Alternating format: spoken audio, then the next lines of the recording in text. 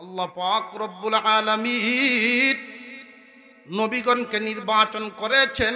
কে হবেন এই মর্যাদার অধিকারী জানেন একমাত্র কে?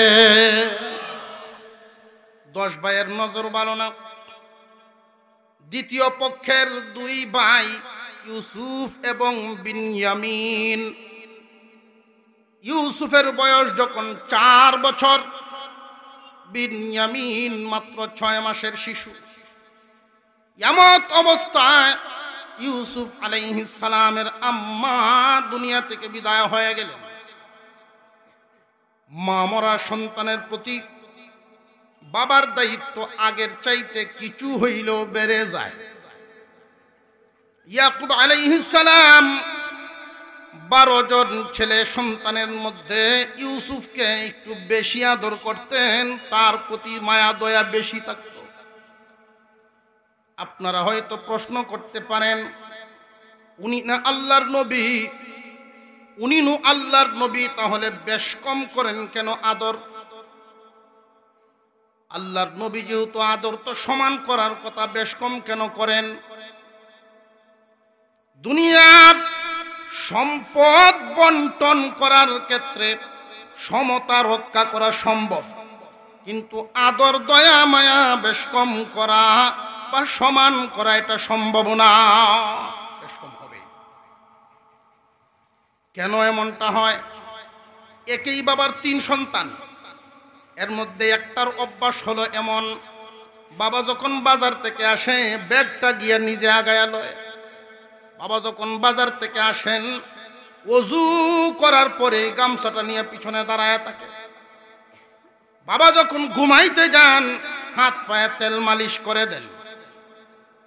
বলুন তো দেখি, এই সন্তানের প্রতি মা বাবার একটু নজর আলাদা থাকবো না থাকবো না?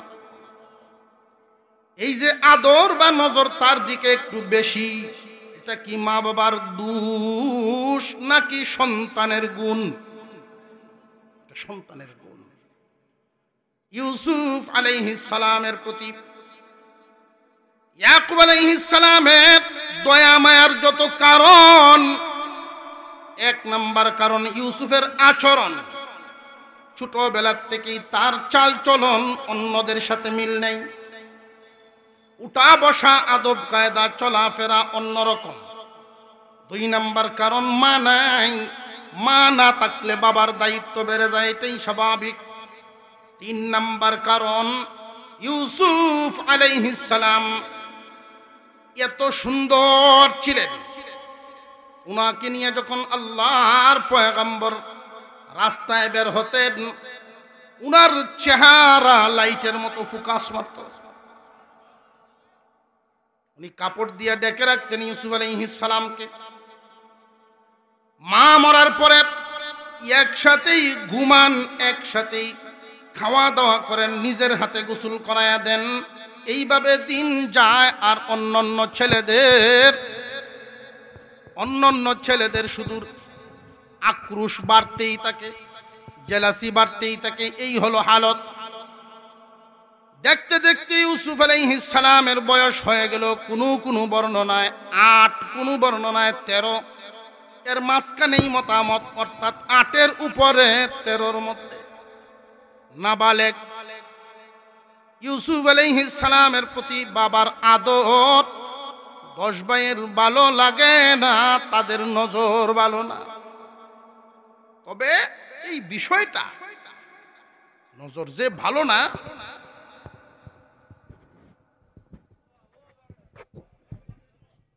এই বিষয়টা বাবার নজরে ঠিকই ধরা পড়েনি না পড়ে না।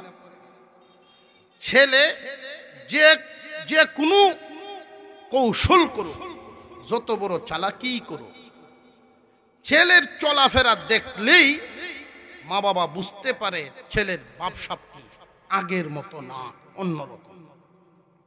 হয়তো এখনকার ছেলেরা 8 পাস করার পরে, মেট্রিক পাস করার পরে হয়তো ছেলেরা এটা ভাবতে পারে, আমার আব্বা আগিলা মানুষ, আমার বাপ আগের যুগের মানুষ, কি বুঝে? এজন্য অনেক ছেলেরা দেখবেন বাবার মুখের উপরে বলেও ফেলে বেয়াদব, বেয়াদব তারা বলেও ফেলে মা বাবাকে, তোমরা কিতা বুঝো, তোমরা কিতা বুঝো। সাবধান, মা বাবার সাথে জীবনে কোনোদিন বেয়াদবির নজর দিবা না।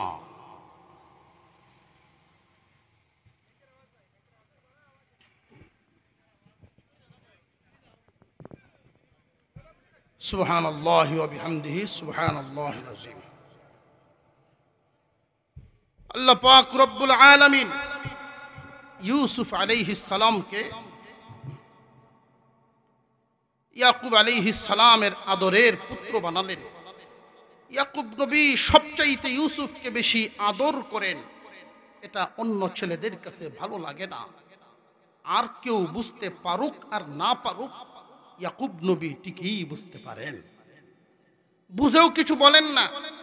হঠাৎ একদিন ইয়াকুব আলাইহিস সালামের সাথে ইউসুফ ঘুমিয়েছেন, ঘুম থেকে উঠেই একটা স্বপ্ন বলা শুরু করলেন।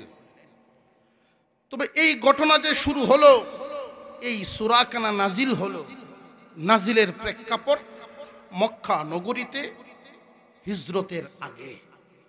একখানা আয়াত সামনে পাওয়া যাবে।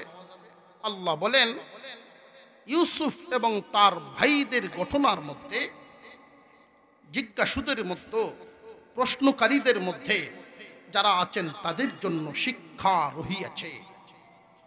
মক্কার মানুষ আমার আপনার নবীকে মাঝে মাঝে আটকাইবার জন্য কিছু কিছু প্রশ্ন করত। ইহুদি আলেমরা, খ্রিস্টান আলেমরা শিখায়া দিছে, তোমরা যাও মুহাম্মদকে গিয়া প্রশ্ন করবা, বনী ইসরাইল তাদের বাড়ি হলো কেনান নগরে, মিশরে কেমনে আসলো, বসবাস শুরু হইল, তাদের এখানে আসার কারণটা কি, ইতিহাস কি? কারণ মুহাম্মদ কোনো প্রতিষ্ঠানে পড়াশোনা করে নাই, শিক্ষকের কাছেও পড়ে নাই, এই কঠিন ইতিহাস নিখুঁত নির্ভুলভাবে বলতে পারবে না। যদি বলতে পারে না, বুঝবা মুহাম্মদ নবী না। আর যদি উত্তর দিয়া দেয়, তাহলে মনে করবা মুহাম্মদ সাধারণ কোনো মানুষ নয়, তার কাছে আল্লাহর পক্ষ থেকে ওহী নাজিল হয়। হিজরতের আগেই কয়েকজন মানুষ নবীজির কাছে এই প্রশ্নটা যখন করলো, ইয়াকুব পরিবার, ইউসুফ পরিবারের ইতিহাস জানার জন্য, আল্লাহ পাক তখনই এই ঘটনাখানা নাজিল করেন এবং এতে এই আয়াত লাগাইয়া দেন। এই ঘটনায় যারা প্রশ্ন করেছে তাদের জন্য শিক্ষা রহিয়াছে। সেটা কি? আপন ভাই একই বাবার সন্তান হয়ে যেইভাবে ইউসুফের প্রতি নির্যাতন করেছিল, তোমরা মক্কাবাসীও তোমাদের স্বীকৃতিপ্রাপ্ত আল আমিন উপাধি দেওয়া মানুষকে তোমরা যেইভাবে নির্যাতন করছো, ইউসুফের ভাইদের শেষ পরিণতি যেমন ভালো হয় নাই, তোমাদের শেষ পরিণতিও ভালো হবে না। যেইভাবে ইউসুফের সামনে তার ভাইয়েরা ভিক্ষার ঝুলি নিয়ে দাঁড়িয়েছিল, তোমরাও একদিন মুহাম্মাদের সামনে জীবন ভিক্ষা নিয়ে দাঁড়াইতে হবে। আল্লাহ পাক রব্বুল আলামিন কালক্রমে এই পরিবেশ তৈরি করে দিলেন। ঘটনা বর্ণনা শুরু কিভাবে, কোন কারণে, সূচনাটা কি ছিল, ওই কেনান থেকে মিশরে তারা ওই পরিবার কেমনে আসলেন, আসার শুরুটা ছিল একটা স্বপ্নের মাধ্যমে। إذ قال يوسف لأبيه يا أبت إني رأيت 11 كوكبا والشمس والقمر رأيتهم لي ساجدين। আল্লাহ বলেন, স্মরণ করো তোমরা ওই দিনের কথা। ইউসুফ ঘুম থেকে উঠেই বাবাকে সম্বোধন করে বলে, আব্বা, আমি স্বপ্নে দেখলাম আকাশের 11টা তারকা, চাঁদ এবং সূর্য, আসমানের 11টা তারকা, চাঁদ এবং সূর্য, আমি ইউসুফকে তারা সেজদা দেয়। তখনকার সময়ে সেজদায়ে তাজিমি জায়েজ ছিল। সেজদা দেওয়ার অর্থ তারা সম্মান দেয়। ইয়াকুব আলাইহিস সালাম আল্লাহর পয়গম্বর, স্বপ্নটা শুনে সন্তানের প্রতি খুশি হয়ে গেলেন, টান দিয়া বুকের সাথে জড়ায়া কপালে চুমা দিয়া বলেন, ইউসুফ, তোমার এই স্বপ্নটা তোমার ভাইদের কাছে বলবা না। এখানে আমাদের জন্য একটা শিক্ষা। আসলে তো আয়াতে আয়াতে শিক্ষা, সব শিক্ষার আলোচনা বলতে গেল 4 আয়াত কোন। স্বপ্ন সবার কাছে বলতে নাই, তাহলে কার কাছে বলা? ইউসুফ আলাইহিস সালাম বলছেন তো তার আব্বার কাছে। আমরাও কি আব্বার কাছে কইমনি? যে সব আব্বা তো ইউসুফের আব্বার মতো না।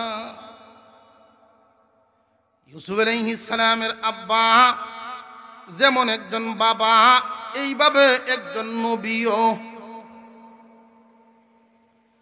ইউসুফ আলাইহিস সালামের বাবা ইউসুফকে ডাকতেছেন, ক্বালা ইয়া বুনাইয়া।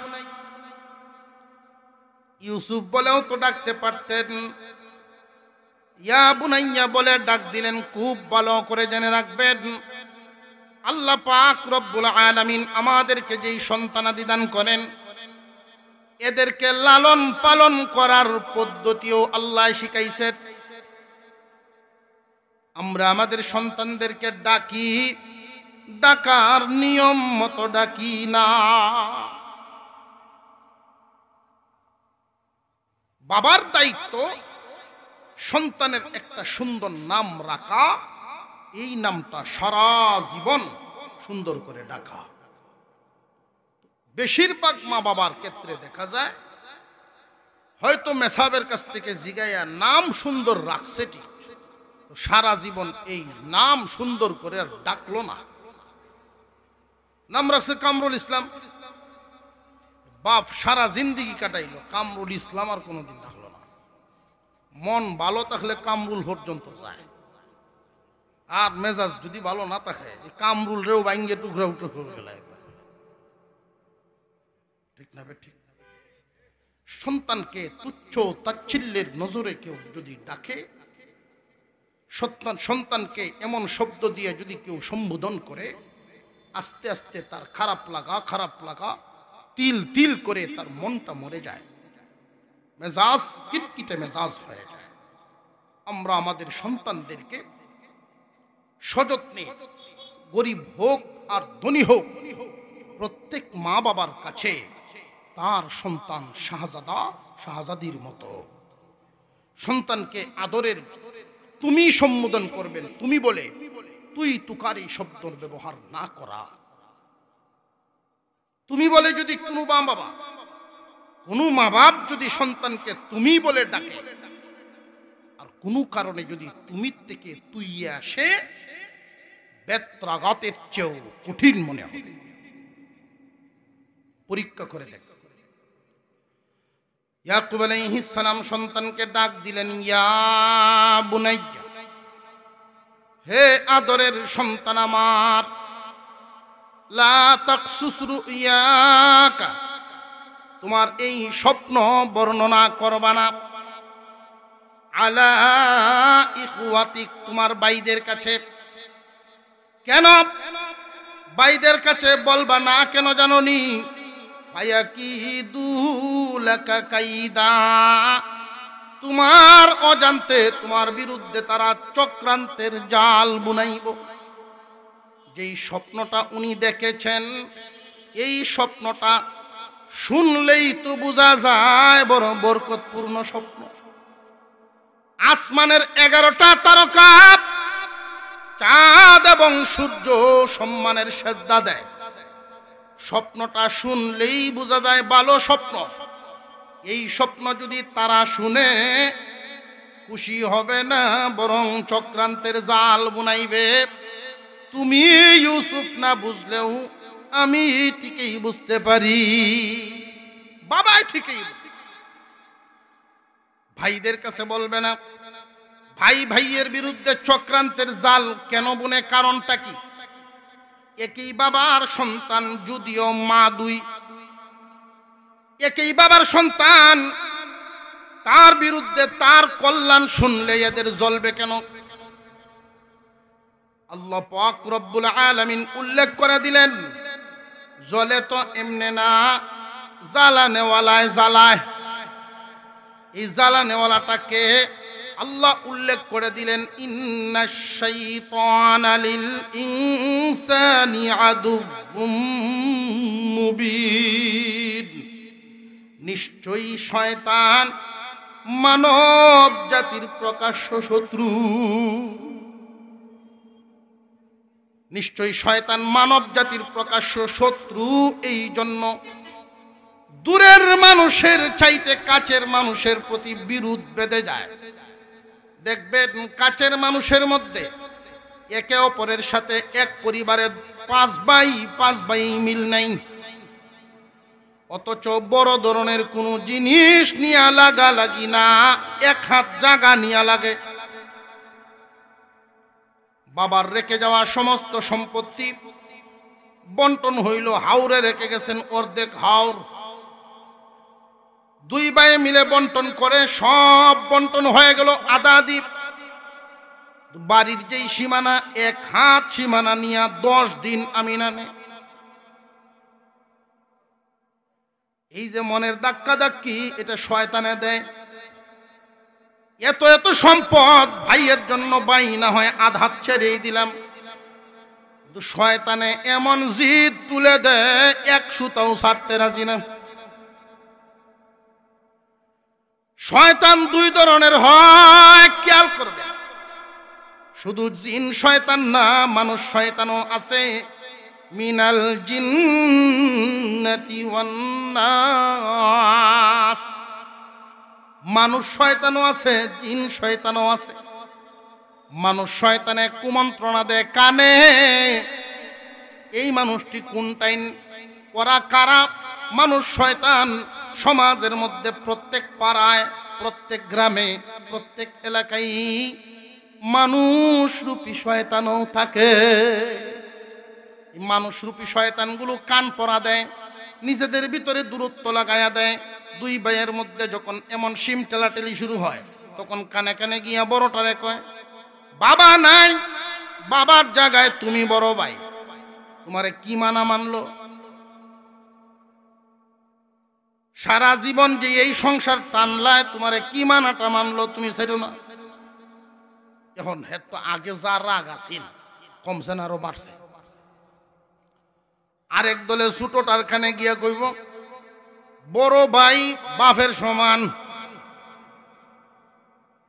জীবন ভর বহু মানা মানছ আর না। বহুত মানা মানছ, বেশি মানার কারণে এখন গাছ উঠছে। ঘর থেকে আবার বিবি সাহেবেও তাল দিব, এই কথা ঠিক হই, আপনারা ভালো করে কই।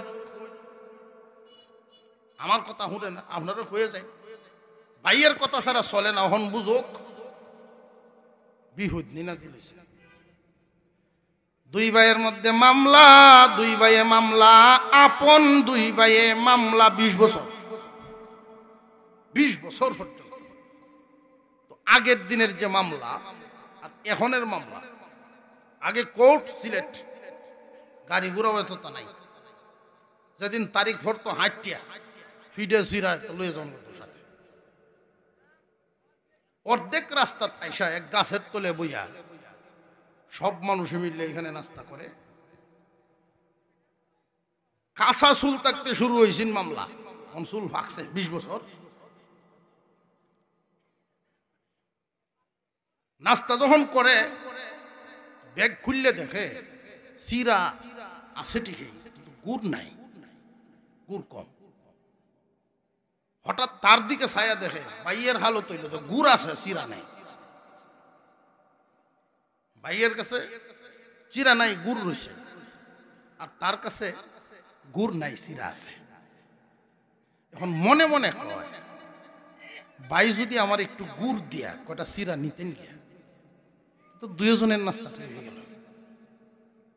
20 বছর ধরে মামলা ভাই, ডাক্তার দেই কেমনে? আর উনিও মনে মনে এটাই ভাবতেছে, সলিমুদ্দিন যদি আমার একটু নিতু গিয়া, যে আমার কয়টা চিরা দিলাই, তুই তো ভালো আছে। দুই ভাই মনে মনে একজন আর একজনের চোখ ঘুরায় আর দেখে। তো ছোটটাই ডাক দিলছে, ভাই সাহেব কটা চিরা নিয়ে একটু গুড় দিলাই। আহ ভাই রে, এই ডাকটা 20 বছর আগে যদি দিতে, তো সম্মানী, সম্মানীর পুত্র সম্মানী, সম্মানীর পুত্র সম্মানী। আমরা দুনিয়াতে ইজ্জতওয়ালা সম্মানওয়ালা খুঁজতে গেলে আমরা দেখি কোন জনপ্রতিনিধির কোন রক্তের ছিটাফাটা আছে কিনা। কারণ দুনিয়ার রঙিন চশমা পরা আর বিবেকের চশমা পরা দুইটা দুই রকম। 1 টাকা দিয়া ক্লাস 1-এ থাকাকালে একটা রঙিন চশমা আমি বান্নি মেলা থেকে কিনছিলাম। তো রাস্তা দিয়ে হাঁটি, একটু পরে পরে লাফ মারি। আমাকে মামা জিজ্ঞাসা করলেন, তুমি ফাল দাও কেন, লাফ মারো কেন? আমি মনে করছি এখানে উষা, এজন্য লাফ মারছি। উনি চশমাটা খুলে ফেলছেন, বাড়িতে গিয়ে পড়বা, উনি বুঝতে পারছেন। কারণ এই চশমা থাকবে যতক্ষণ, নিচারে উঁচা মনে হবে ততক্ষণ। দুনিয়ার রঙিন চশমা যারা লাগায় তাদের হিসাব একরকম, দিনদারি বিবেক বিবেচনার চশমা যারা পড়েছেন তাদের হিসাবটাই আরেক রকম। সত্যিকারের সম্মানীকে সম্মানী বলা, রঙিন চশমা পরে সম্মানীকে, চাকচিক্যওয়ালাকে সম্মানী বলা, দুইটা এক না। জমিনে সত্যিকারের সম্মানী কারা? আল্লাহর মহব্বতের যারা। ইউসুফ আলাইহিস সালাম আর ওনার ঘটনা আল্লাহর কোরআনে আল্লাহ নাজিল করেছেন, এবং এই ঘটনার ব্যাপারে আল্লাহ নিজেই বলেন, আহসানুল কাসাস, কোরআনে বর্ণিত যত ঘটনা আছে সর্বোত্তম ঘটনা হলো এই ঘটনা। ছোট বড় 500 ঘটনা 30 পারা কোরআনে আল্লাহ বলেছেন। ছোট বড় কতটা ঘটনা? আর একটু জোরে কোন, 500 ঘটনা। এর মধ্যে ইউসুফ আলাইহিস সালামের ঘটনা উত্তম ঘটনা নাজিল করেছেন যিনি, স্বীকৃতি দিয়েছেন তিনি। এই ঘটনা উত্তম হওয়ার যেই কারণ, এখানে যদি একজন মানুষ ইচ্ছা করেন আমি আদর্শবান একজন পিতার সবক নিতে চাই, এই সূরা থেকে আদর্শবান পিতা হওয়ার সবক খুঁজে পাওয়া যায়। একজন যুবক যদি মনে করেন আমি একজন আদর্শবান যুবক হতে চাই, আদর্শবান যুবকের সবক এই সূরার ভিতরে পাওয়া যায়। একজন মহিলা যদি মনে করেন আমি আদর্শবান নারী হতে চাই, এখান থেকে আদর্শবান নারীর সবক পাওয়া যায়। একজন নেতা যদি মনে করেন আমি দেশ চালানো শিখতে চাই, জনপ্রতিনিধি কিভাবে হওয়া লাগে, এখান থেকে সবক গ্রহণ করা যায়। আমানতদার, এমনকি কেউ যদি ক্ষতিগ্রস্ত, জুলুমের শিকার এমন ব্যক্তিও যদি চান যে মুসিবতের হালতে, জুলুম যখন যার উপরে পতিত হয়, মজলুম হালতে কোন ভূমিকা রাখতে হয়, এই সবকও এখানে পাওয়া যায়। একটা মানুষের জিন্দেগিতে সব লাইনের সবকটুকু আল্লাহ এই একটা সূরার ভিতরে ঢুকাইয়া দিয়েছেন, যেটা অন্য সূরাতে সম্ভব হয় না। তো আমরা তো সূরা শুরু করার আগেই একটা ভূমিকা আল্লাহ কোরআনে নাজিল করেছেন, ভূমিকাটা আমি ছেড়ে দিয়েছি, এজন্য সামান্য শুরু করার সুযোগ হবে না, ভূমিকাতেই চলে যাবে। ইউসুফ আলাইহিস সালাম আল্লাহর একজন পয়গম্বর। ওনার আব্বা ছিলেন ইয়াকুব আলাইহিস সালাম, উনিও পয়গম্বর। ওনাদের বাড়ি মরুভূমির দেশ সিরিয়া। সিরিয়া দেশের একটা অঞ্চল, সেটার নাম কেনান নগর।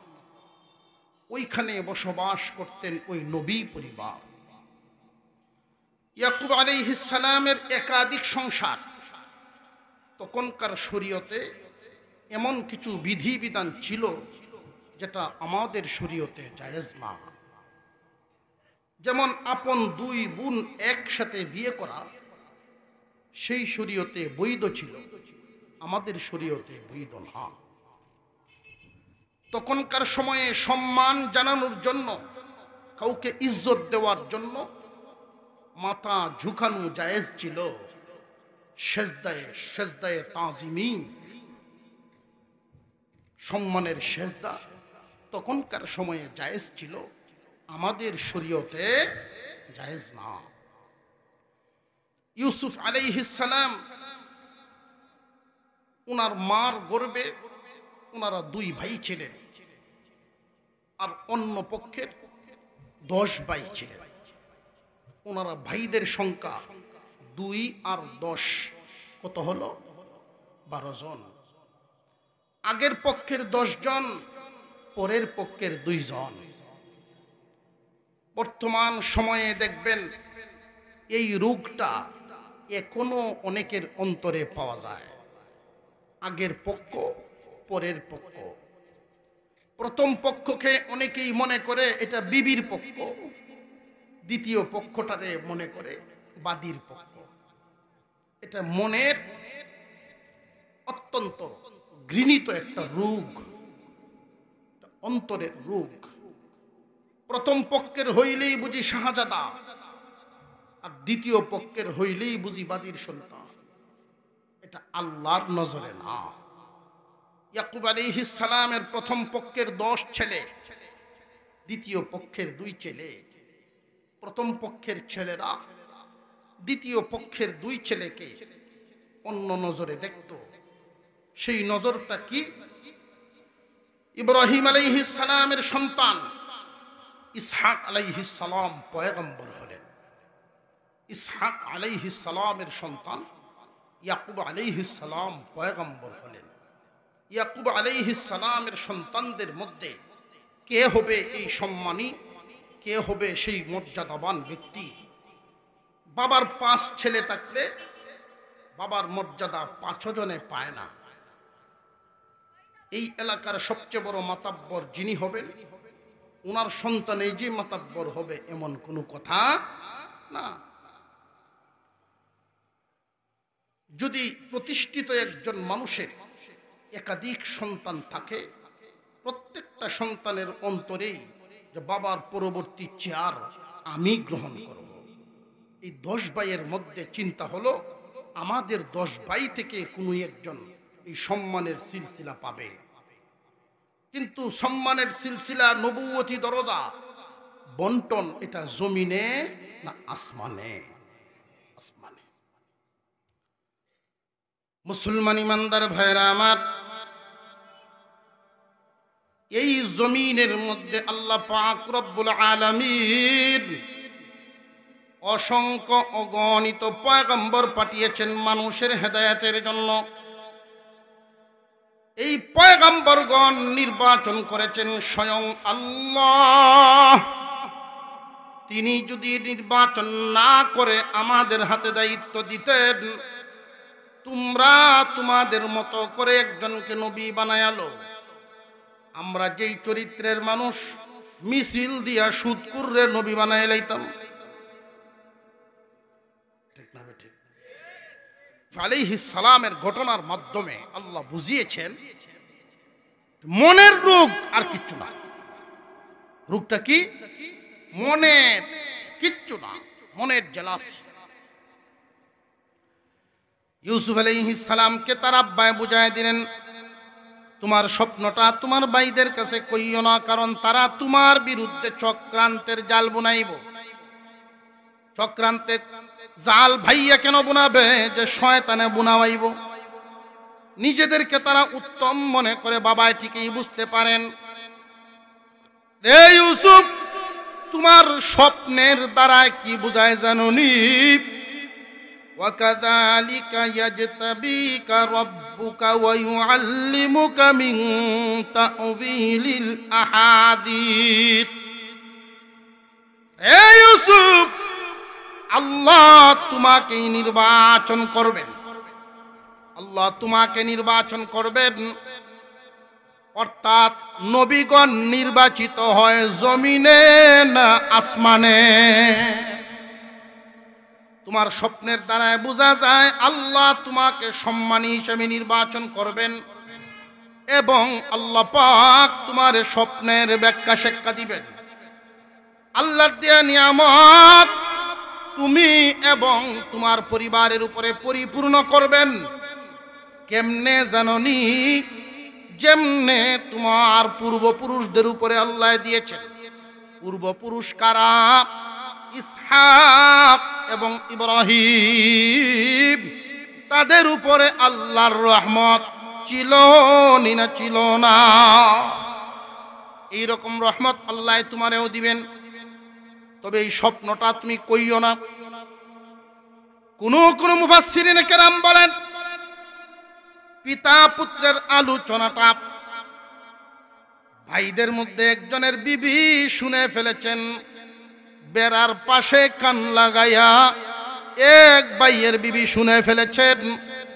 যেই মাত্র ভাইগণ বাহির থেকে আসছেন কাজ কাম সেরে, বাবি তাদের কানে কানে বলে দিয়েছেন, শুনছনি ইউসুফকে আব্বা এমনি আগের থেকে আদর করে। আজকে ঘুম থেকে উঠে ইউসুফ আব্বাকে একটা মিথ্যা স্বপ্ন শুনাইল। এমন এক স্বপ্ন, আব্বা তো খুশি হইয়া ইউসুফের কপালে চুমা দিছে এবং বলছে, আল্লাহ তোমাকে নির্বাচন করবেন, আল্লাহর নিয়ামত তোমাকে দান করবেন, তোমার উপর পরিপূর্ণ নিয়ামত দিবেন। তোমার উসিলায় ইয়াকুব পরিবার অর্থাৎ আমার পরিবারও নিয়ামত প্রাপ্ত হবে। আগের থেকেই তো তারার অন্তর জ্বলে।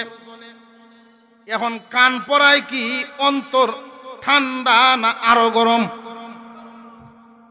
এমন গরম হইছে, উত্তেজিত হইয়া তারা পুরাপুরি সিদ্ধান্ত নিয়ে নিল, আর সহ্য করা যায় না, ইউসুফকে আব্বার সামন থেকে সরাইয়া দাও।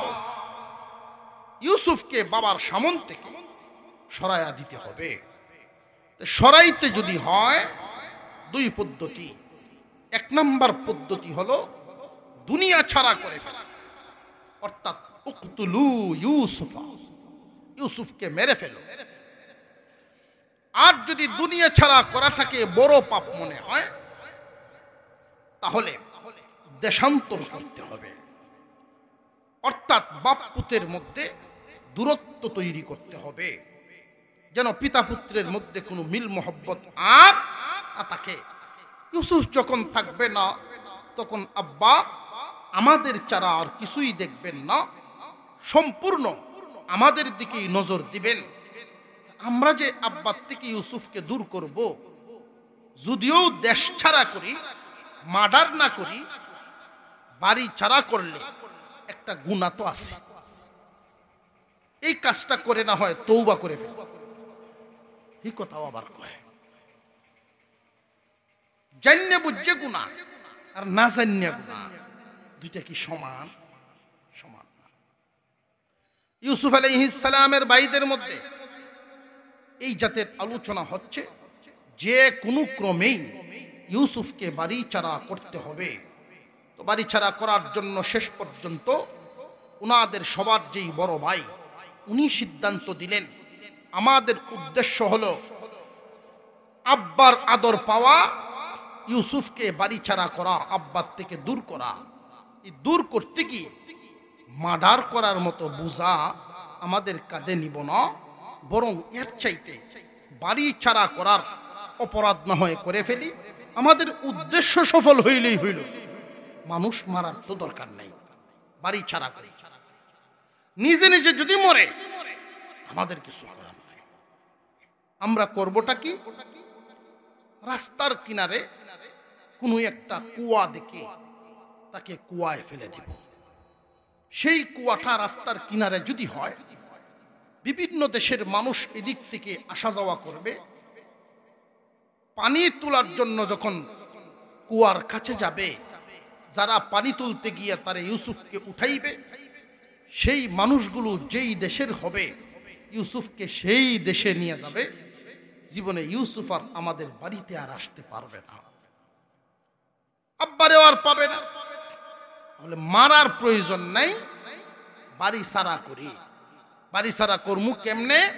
কুয়ার ভিতরে ফেলাইয়া। এই হলো তাদের প্ল্যান। এই যে প্ল্যান করলো, ইয়াকুব আলাইহিস সালাম তো জানেন না, কারণ কোন নবী আলিমুল গাইব না। আলিমুল গাইব একমাত্র কে? ইমানি কথা একমাত্র কে? আল্লাহ।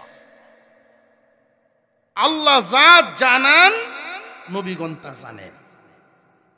আল্লাহ যা জানান নবীগণ তা জানেন।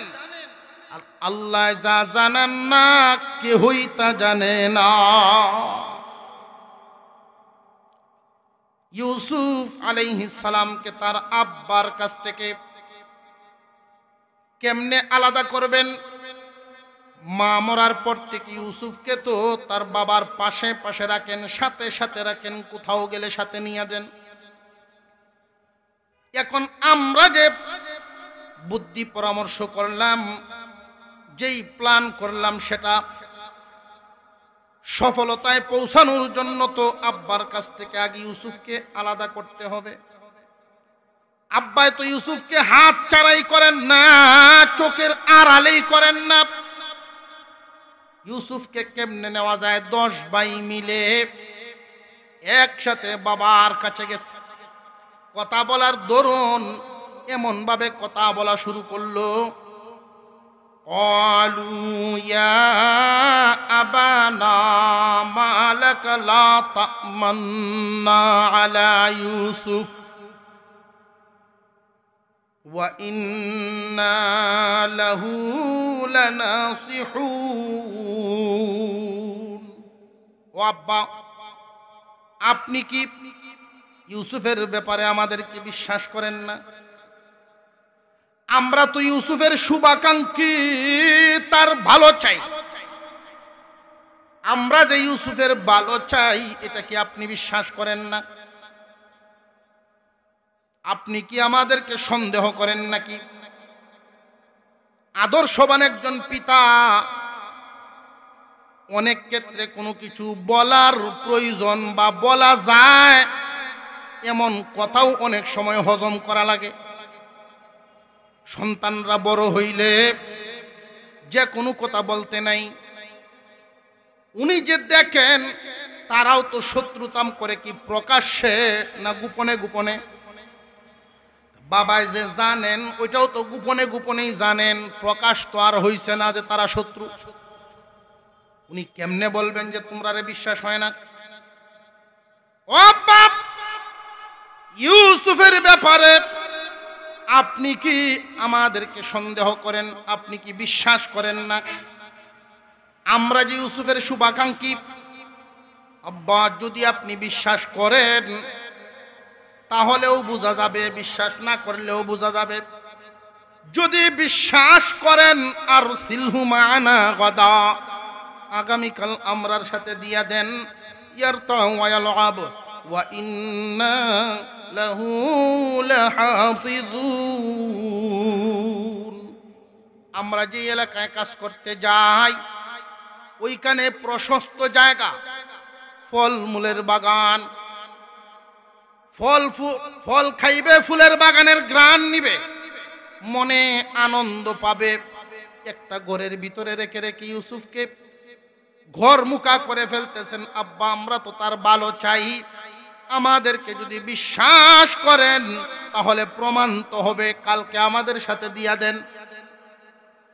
ইয়াকুব আলাইহিস সালাম যদিও মনে মনে কিছুটা টের পান এখন তো আর এই কথা বলা যায় না যে না তোমরার সাথে দিব না। উনি কিভাবে বললেন খুব ভালো করে বুঝেন। قال إني ليحزنني أن تذهبوا به وأخاف أن يأكله الذئب وأنتم عنه غافلون। তোমাদেরকে বিশ্বাস হয় না, এই কথা বলেন নাই। তিনি বললেন, এ ছেলেরা, আমার ভয় হয় এবং চিন্তাও হয়। ভয় এবং চিন্তা দুইটা দুই রকম। চিন্তা আপন মানুষ চোখের আড়াল হয়ে গেলে বিভিন্ন চিন্তায় ঘুরায় মাথায়। প্রিয় মানুষ, প্রিয় বস্তু চোখের আড়াল হয়ে গেলেই চিন্তায় তারে ধরে। সন্তান যদি বাবার সাথেও বাজারে যায়, চুল কাটানোর জন্য সেলুনে নিল, মায় জানেন চুল কেটে আসতেই 1 ঘন্টা লাগার কথা, এর মধ্যে যদি 1.5 ঘন্টা হয়ে যায় তাহলেই দেখবেন মার মনে কত চিন্তা। আধা ঘন্টা দেরি হইতেছে, কোনো সমস্যা হইল নি, আমার ভূতে কি কান্দেনি, বা কোনো সাইকেল অ্যাক্সিডেন্ট হইল নি, এমনি ফোন দেওয়া শুরু হয়, এটার নাম চিন্তা। যা হইবার না এটাও চিন্তা আসতে পারে। ছেলেরা, ইউসুফ মা হারানোর পর থেকে আমার পাশেই তাকে আমি চোখের আড়াল করি না। আমার প্রিয় এই সন্তান চোখের আড়াল হয়ে গেলে আমাকে চিন্তায় ধরবে এবং ভয় হয়। কেন জানোনি? তোমরা যেই এলাকায় কাজকর্ম করতে যাও ওই এলাকাটা বাঘের বড় উপদ্রব। তোমাদের অমনোযোগিতার কারণে যদি আমার ইউসুফকে বাঘে খাইয়া লায়, বাঘে যদি খেয়ে ফেলে, এমনি 10 ভাই একসাথে, আব্বা আমাদের অমনোযোগীর কারণে বাঘে খেয়ে ফেলে, এই হলো আপনার ভয়। আমরা তো আগেই কথা দিয়েছি, ওয়া ইন্না লাহু লাহাফিজুন, আমরা সবাই মিলে তার হেফাজত করব। আমরা অমনোযোগী হব না, আমরা তার হেফাজতকারী হব।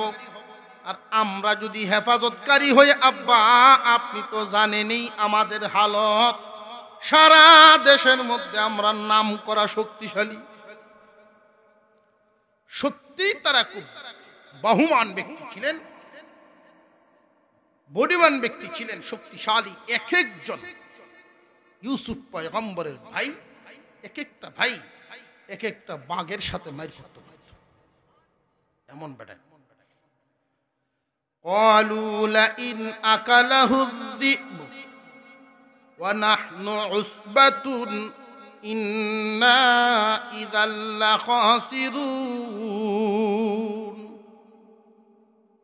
আপনি তো আমাদের ব্যাপারে জানেন, আমরা এই টিম থাকতেও যদি ভাইকে বাঘে খেয়ে ফেলে, আমরা 10 ভাই থইয়া বাঘে যদি আপনার প্রিয় সন্তানটাকে খেয়ে ফেলে, ইন্না ইদাল্লা খাসিরুন, আমরা ক্ষতিগ্রস্ত হয়ে যাব। অর্থাৎ আপনার মনেও কষ্ট আসবে, দেশবাসীর কাছেও মুখ দেখাইমু কেমনে।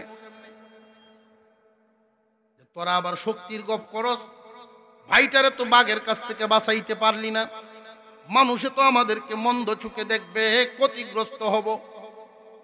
সব শেষে বাপেরে বুঝাই লাইছে। পরের দিন সকালবেলায় যখন ইউসুফ ভাইদের সাথে বের হবেন,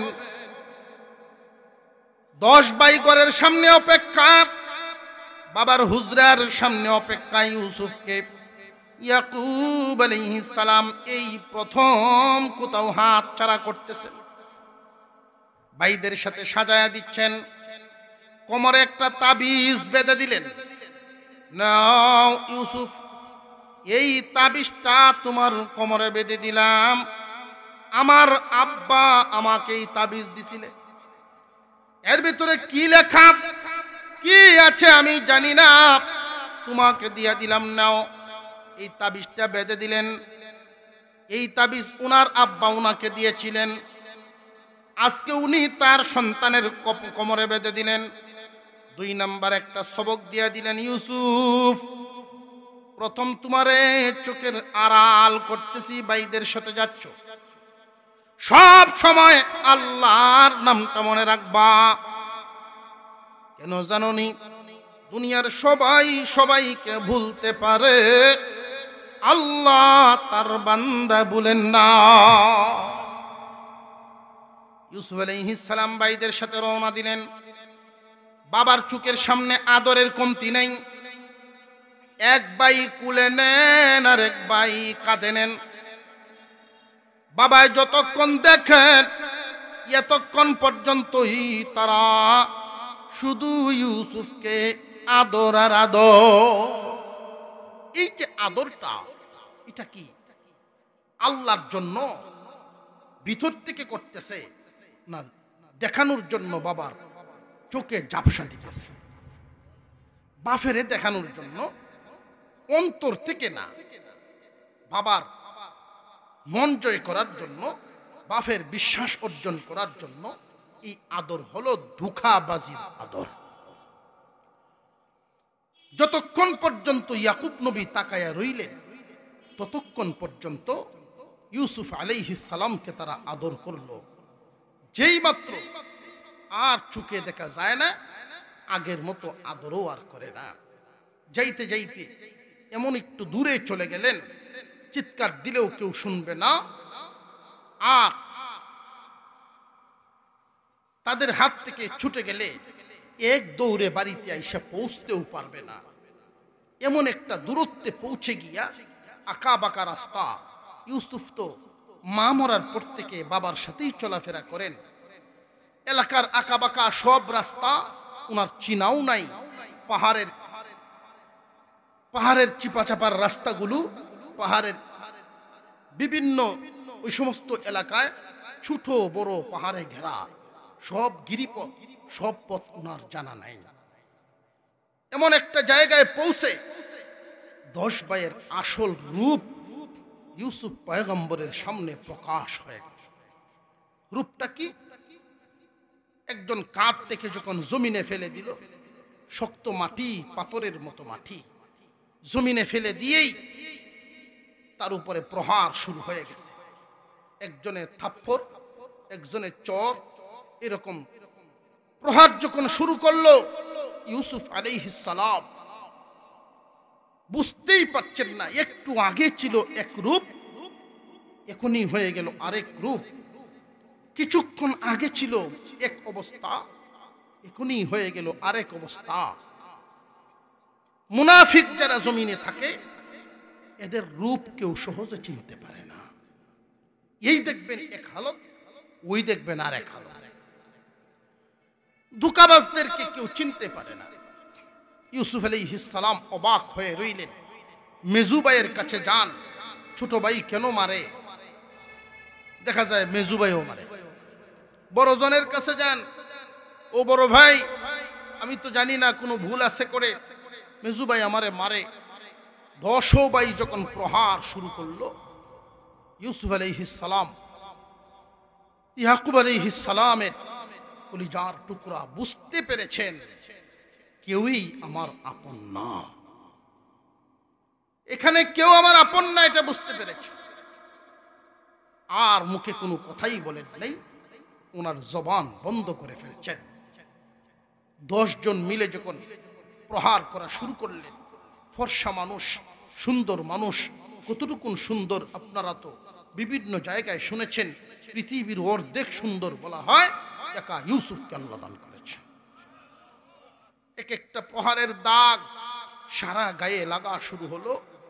অপ্রাপ্ত বয়স্ক ইউসুফের গায়ে মারতে মারতে তার হালত যখন একেবারে দুর্বল করে ফেলছে, ইউসুফ এরপরেও চোখের পানিও ছাড়েন না, মুখ দিয়ে কোথাও আর বলেন না। নির্বাক হয়ে নির্যাতন ভোগ করতে করতে এক ভাইয়ে গলায় টিপা দিয়ে ধরছে, জিব্বা বেরিয়ে গেছে। আরেকজনে বলে, সাবধান, দমে মারা যাবে না, কুয়ায় ফেলে দাও। এই 10 জন ইউসুফের উপরে প্রহার করে গায়ের জামাটা খুলে তখনকার সময়ে বা এখনকার সময়েও খেয়াল করে দেখবেন, যারা ইজ্জতওয়ালা সম্মানী উজনি মানুষ, তারা সবার সামনে কখনো খালি গা হয় না। বেপরদা হবে নারী তো দূরের কথা, একজন পুরুষ সবার সামনে খালি গায়ে যায় না। আল্লাহর রাসূল যেতেন না। এজন্য বর্তমানে উলামায়ে কেরামের দিকে তাকাবেন, আলেমগণ সবার সামনে খালি গা হয় না। ইউসুফ আলাইহিস সালাম সম্মানী, এজন্য উনিও খালি গা হতেন না। যেই মাত্র 10 ভাই প্রহার করে কুয়ায় ফেলে দেওয়ার সিদ্ধান্ত নিলেন, ওনার গায়ের জামাটা খুলে ফেলল। আরবি মানুষ লম্বা একটা জামা দিয়া পেশাক পর্যন্ত ঢেকে ফেলেন, নিচে আরেকটা ছোট কাপড় তাকে সারা গা খালি করে ফেলছে, জামাটা খুলে ফেলে। ইউসুফের এক তো কষ্ট প্রহারের, দ্বিতীয় কষ্ট বাবার থেকে তারা মিথ্যা নাটকীয় কায়দায় আলাদা করলো, প্রহার করলো। 3 নাম্বার কষ্টটা ইজ্জতের কষ্ট, জামাটা খুলে ফেলল। 4 নম্বরে যখন তারা হাত থেকে কুয়ার ভিতরে নিক্ষেপ করে দেয়, সেই কুয়াটা ছিল এতটাই গভীর, এতটাই গভীর, 70 হাত গভীর কুয়া। 20 হাতের মতো পানি, 50 হাতেই ফাঁকা। এতটা গভীরে যখন ছেড়ে দিল, তখন তো প্রথমে শারীরিকভাবে নির্যাতিত হয়েছে, এরপরে ইজ্জত গেল, মানসিকভাবে নির্যাতিত হয়েছে। এখন যেই তারা হাত থেকে ছেড়ে দিল, এখন তো জীবন নাশের আশঙ্কায় পড়ে গেলেন। প্রথমে শারীরিক আঘাত, এরপরে মানসিক আঘাত, এখন তো জীবন চলে যাওয়ার মতো আঘাত যখন এসে গেল, তারা হাত থেকে ছেড়ে দিয়েছেন। ইউসুফ আলাইহিস সালাম তখনই আল্লাহ বলে একটা চিৎকার মেরেছিলেন।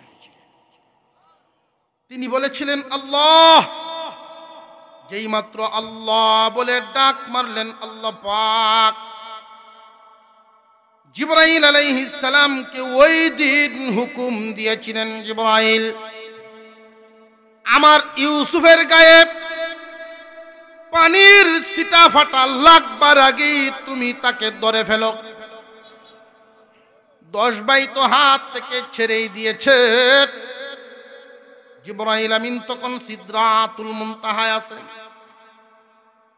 যেই মাত্র আল্লাহ হুকুম দিলেন, জিবরাইল আলাইহিস সালাম আমার আপনার পয়গম্বরের সাথে বর্ণনা করেন, ওগো নবীজি, আমাকে আল্লাহ 600 নূরের পাকা দ্বারা বানাইছেন। এই 600 নূরের পাকা তো ব্যবহার করা লাগে না, মাত্র 2টা পাকা যখন ছড়াইয়া এক টান দেই, মুহূর্তের মধ্যে আসমান থেকে জমিনে নাজিল হয়ে যায়।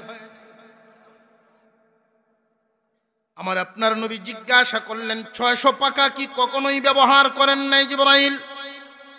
জিবরাইল আলাইহিস সালাম বলেন, হ্যাঁ। ইসমাঈল আলাইহিস সালামকে যেই দিন বাবা ছুরির নিচে আল্লাহু আকবার বলে কুরবানি করবেন, আল্লাহু আকবার বলে ফেলছে। এইভাবে ছুরির নিচ থেকে বাঁচানো ইউসুফকে তার ভাইয়ের হাত থেকে ছেড়ে দিয়েছে। ইউসুফকে পানি লাগবার আগেই ধরা। এই 2 বেলা, একটা নয় 2টা নয়, একসাথে আমি 600 নূরের পাকা ছেড়ে দিয়ে টান দিছি। ইউসুফ আলাইহিস সালামের ভাইয়েরা যখন ছাড়েন, ইউসুফও যায়, জিবরাইলও আসেন।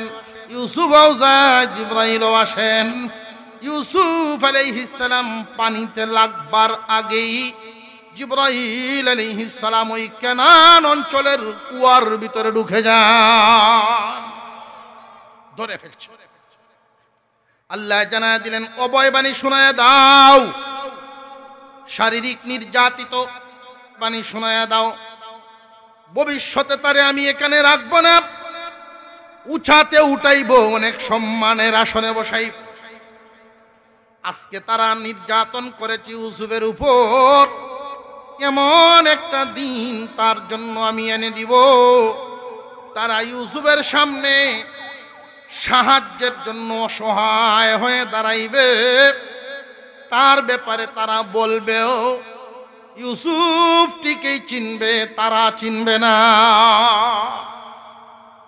এমন এক পর্যায়ে উঠায় ইউসুফ তাদেরকে চিনবেন, ওরা চিনবে তো দূরের কথা, ইউসুফ সেখানে যেতে পারে এই কল্পনাই তারা করে না। 2 নাম্বার, ইউসুফের গায়ে জামা পরায় দাও, খালি গায়ে সম্মানী মানুষ, এটা মানায় না। এখানে 2টা কথা। 1 নাম্বার কথা, কুয়ার ভিতরে জামা কোত্থেকে পাবে, খালি গা দূর করে জামা পরাবে। 2 নাম্বার কথা, ইউসুফ তো শিশু, জিব্রাইল কেমনে চিনবে? জিব্রাইল চিনা ইউসুফের আগে থেকেই ছিল, কারণ উনি ওনার বাবার সাথে বাবার কামরায় থাকতেন, আর সেখানেই বাবার কাছে আসা যাওয়া জিব্রাইলকে দেখতেন। কন্যা সুবহানাল্লাহ। 2 নাম্বার, ইউসুফ আলাইহিস সালামের কোমরে একটা তাবিজ বাঁধা আছে। এই তাবিজটা কি ছিল, কোথায় থেকে ছিল, যিনি বেঁধে দিয়েছেন ইয়াকুব নবী, উনিও জানেন না। জিবরাইল আলাইহিস সালাম বলেন, আল্লাহ ইউসুফকে আমি জামা পরাবো হুকুম দিলেন, জামা জান্নাত থেকে তো আনতে হবে। আল্লাহ বলেন, না, জান্নাতি জামা এখানেই আছে। দেখো ইউসুফের কোমরে একটা তাবিজ বাঁধা আছে, তাবিজটা খুলো, টান দাও, জান্নাতি জামা এটার ভিতরে ভরা আছে। ইয়াকুব আলাইহিস সালাম উনিও জানতেন না এই তাবিজের ভিতরে যে জান্নাতি জামা। এই জামাটা ইব্রাহিম আলাইহিস সালামকে আল্লাহ পাক জান্নাত থেকে দিয়েছিলেন। যেই দিন কালিমার জন্য নির্যাতনের শিকার হয়ে ইব্রাহিম আলাইহিস সালাম নমরুদের আগুনে পতিত হন, বাবা হয়ে ইব্রাহিম পয়গম্বরের বাবা হয়ে সন্তানের পরনের কাপড়টা যখন টান দিয়া খুলে ফেলে, ইব্রাহিম আলাইহিস সালাম আল্লাহ বলে চিৎকার দিয়েছিলেন। আল্লাহ পাক রব্বুল আলামিন পয়গম্বর ইব্রাহিম আলাইহিস সালামকে মানসিক শান্তি দেওয়ার জন্য পরনের কাপড়, দুনিয়ার কাপড় নিল বাবা হয়ে সন্তানের। আল্লাহ পাক জান্নাতি জামা পরাইয়া ইব্রাহিম আলাইহিস সালামকে জান্নাতে ঢুকাইলেন। কিসের জান্নাত? দুনিয়ার ওই আগুনটাই জান্নাতের বাগান বানায়। যখন আগুন থেকে উনি বের হলেন, বের হয়ে জিজ্ঞাসা করেছিলেন, আল্লাহ এই জামা আমি কি করব? জামা তো আপনার দেওয়া। আল্লাহ বলেছিলেন, জান্নাত থেকে কিছু বের করা হলে তা ঢুকানোর প্রয়োজন নাই, কারণ জান্নাতে কোনো অভাব নেই। এটা তোমার কাছেই রাখো আমার খলিল। এই কাপড়ের একটা বৈশিষ্ট্য হলো বড় করা যায়, ছোট করা যায়। ছোট করে তাবিজ বানায়া কোমরের মধ্যে বেঁধেছেন বরকতের জন্য। জিবরাইল আলাইহিস সালাম টান দিলেন, পেয়ে গেলেন। এটা এই পর্যন্ত কেমনে আসলো? ইব্রাহিম আলাইহিস সালাম উনার কোমর থেকে খুলে ওনার সন্তান ইসহাক আলাইহিস সালামের কোমরে দিয়েছিলেন। ইসহাক আলাইহিস সালাম উনার কোমর থেকে ওনার সন্তান ইয়াকুব আলাইহিস সালামকে দিয়েছিলেন। ইয়াকুব আলাইহিস সালাম উনার সন্তান ইউসুফকে দিলেন।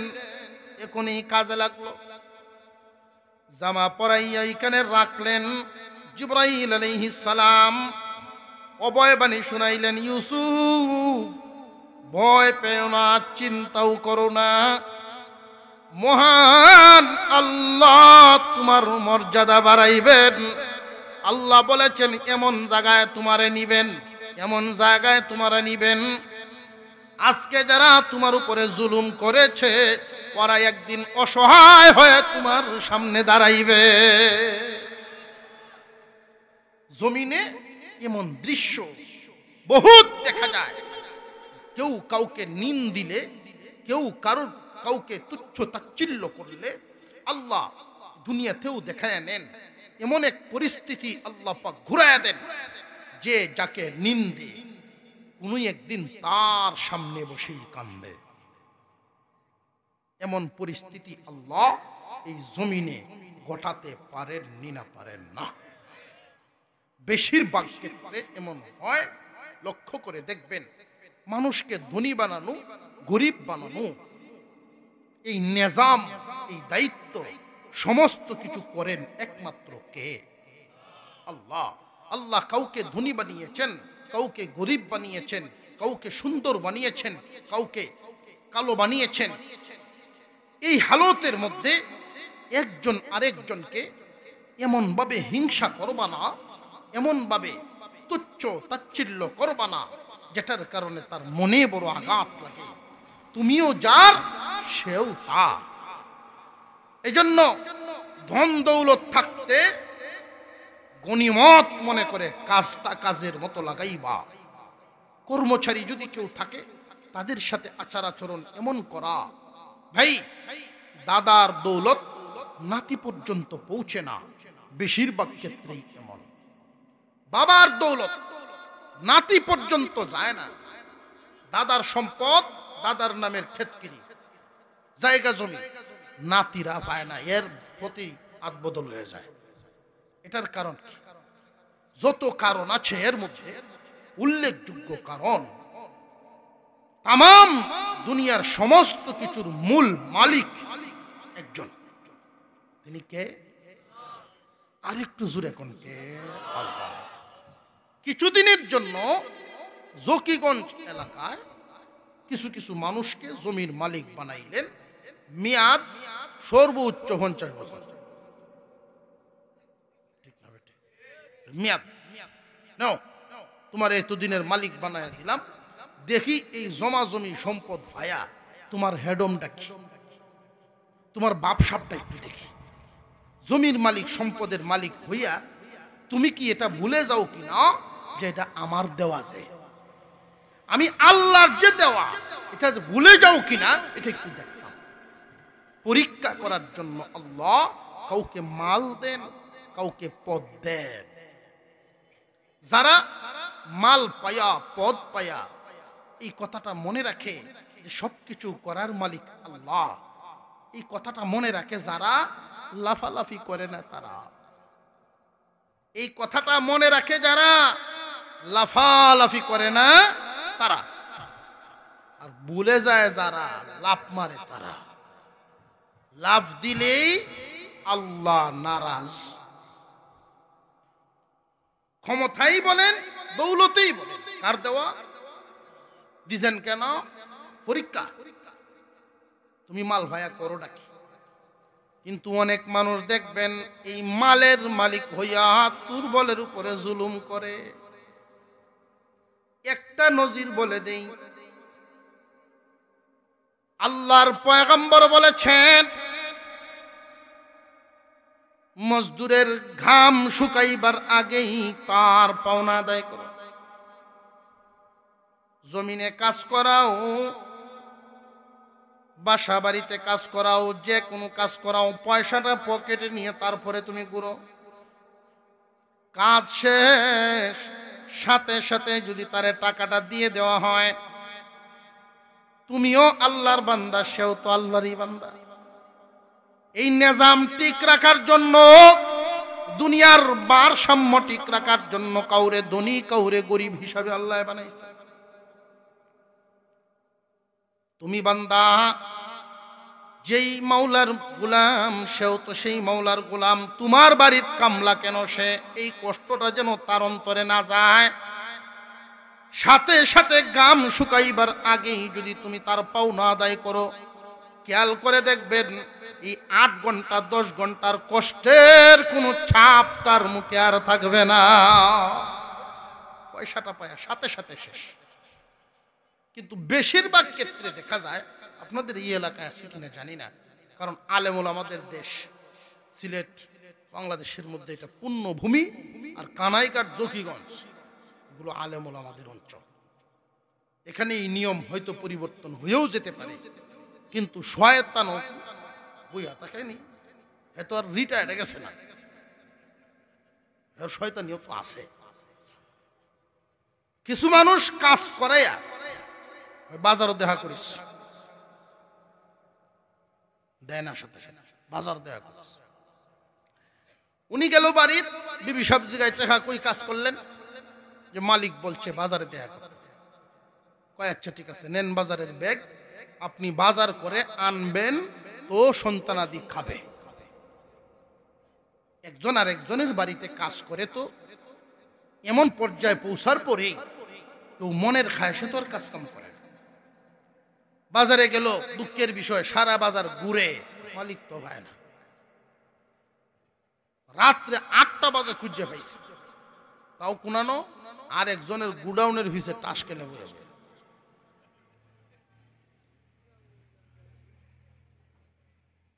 দুই তিনজন বন্ধু বান্ধব লইয়া সারাদিনের পরিশ্রম, মনো একটা জ্বালা, সন্ধ্যা থেকে খুঁজতে খুঁজতে আর একটা জ্বালা, বাজার করে নিবতে বিবি অপেক্ষা, সেটাও একটা জ্বালা, 3 জ্বালা এক কানইয়া মনটা হয়েছে গুসা।